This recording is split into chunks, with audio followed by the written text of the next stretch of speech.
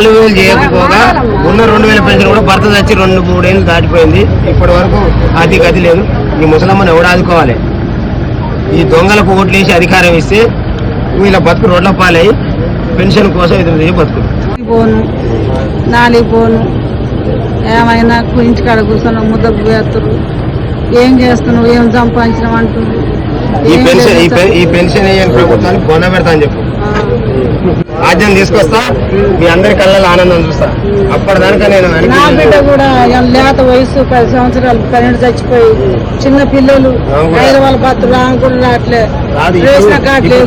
ఉన్న ప్రభుత్వాలు ఎవరెవరికైనా మనం ఓట్లు వేసేది ఎవరికైనా రెడ్డోళ్ళకు కమ్మోళ్ళకు ఎన్నోళ్ళకి వేసినాం. వాళ్ళకు ఓట్లు వేసినంత కాలం మన బతుకులు మారు.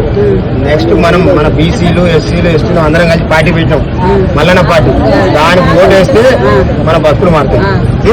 మిమ్మల్ని ఈ మార్చడం కోసం తిరుగుతున్నాం రోడ్ల మీద.